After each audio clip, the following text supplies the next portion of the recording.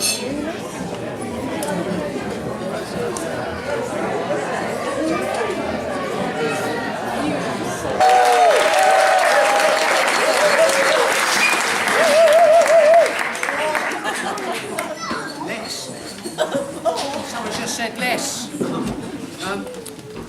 evening, ladies and gentlemen. Good evening. Thank you so much. Please substitute here. Good evening, ladies and gentlemen and children. It's lovely to see you all here and to be able to put faces to names, which, of course, over the past year, Becky and Neil have been showing to everybody. And obviously, I don't know a lot of people here, but now I feel I know a lot more. And I'm very pleased to hear that, in my own view, obviously. Good evening. The one thing I would say is that when they planned this wedding, when Pat and I thought about 1st of October, we thought, it could be a bit cold, could be a bit wet, could be a bit, rain coming through here, but the idea that we've got the hottest October day since records began was never in the. We never even considered that.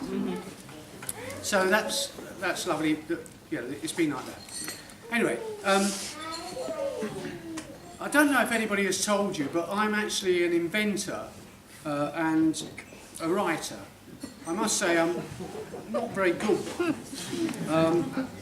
But some time ago, I invented a tool for getting horses out of wet cement, which was okay. But the problem about that was, of course, you had to stand in the cement to use the tool to get the horse out of the wet cement. And then there was the Tweed +4s fiasco for Pigby's. That didn't seem to go down very well either. And that was followed by what I can only describe as a debacle, an automatic sheep shearing machine. And then, as far as the writing was concerned, I wrote a book which was rejected by every single publisher that I went to on the grounds that it was too specialised. It was Spanish hopscotch dancers in the 13th century.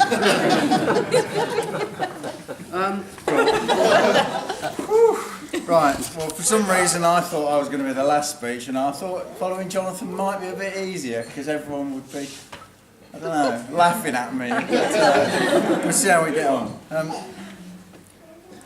There's certain people here that will know from 12 years ago when me and Becky first met at IPC.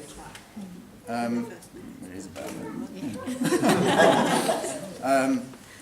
that I was completely bowled over then.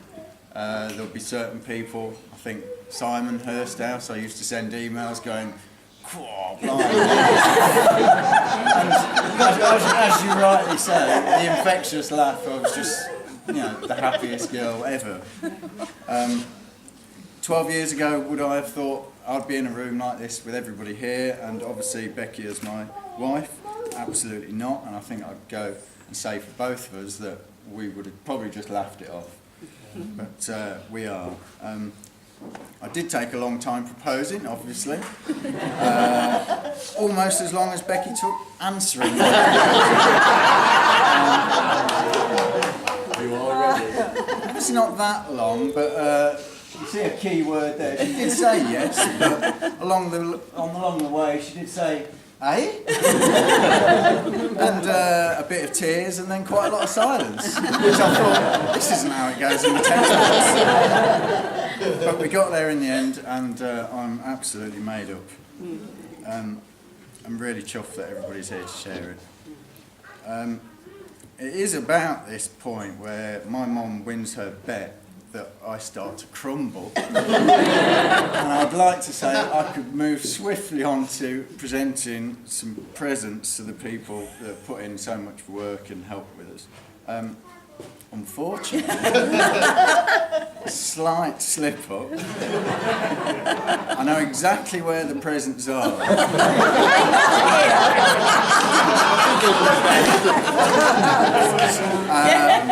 Which I'm sure makes it better. They're in room 5 at the White Line.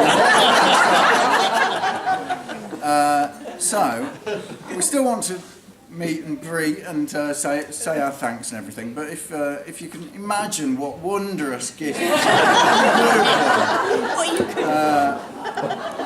and hopefully you won't be disappointed when we actually do find them. Obviously, I've got to start with my ushers. Done an absolutely superb job today. You will have met various ones of them. Start with Dunk over there, the bearded Jarvis Cocker alike.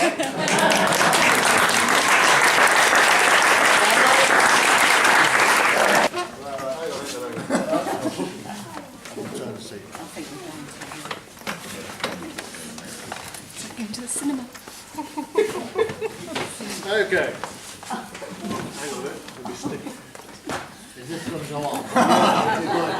You're standing in full colour. I know. It's all organised. Very finely drafted speech. This one. Right, ready? Ladies and gentlemen, boys and girls, what a wonderful day this is. What are we laughing about? I mean it. I've been waiting for this day for many a year. Yes, at last, I am contractually released from being prime guardian of this little man here. Let me explain further. It is indeed quite complicated. Most of you know me as Jonathan, the brother of the boy there. However, this is not true. What? This is a lie that I've been forced to live for the last 39 years. I am, in fact, head field operative of MI5. MI5 head of genetic research and social integration. Now, here, I can see you don't believe me.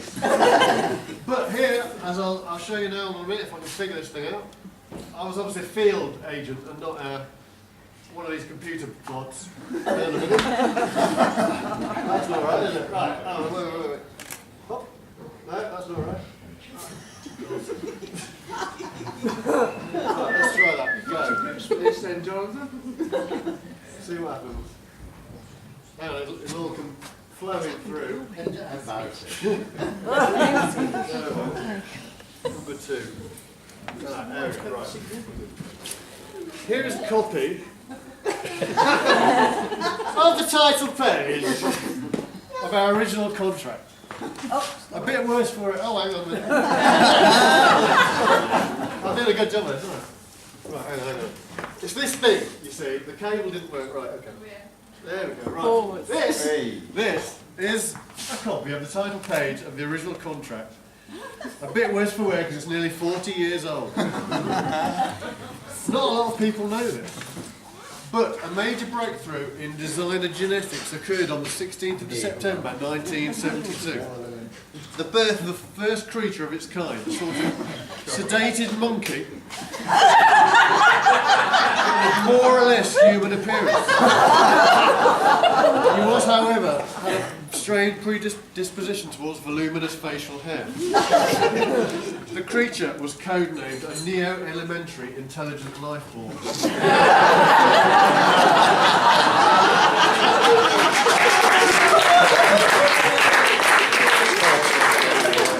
The working title for the operatives in the field was not excessively intelligent life form, however. Some blame a mix with the test tubes and some bleach and some motor oil. But the result was indeed a small blonde child with a cherub-like face and a feisty temper. A small team of experts from the Singleton Corporation were given the job of raising the child to see if it indeed was possible for the creature to learn the ways of the human race and indeed act in a normal way for integration into later normal society.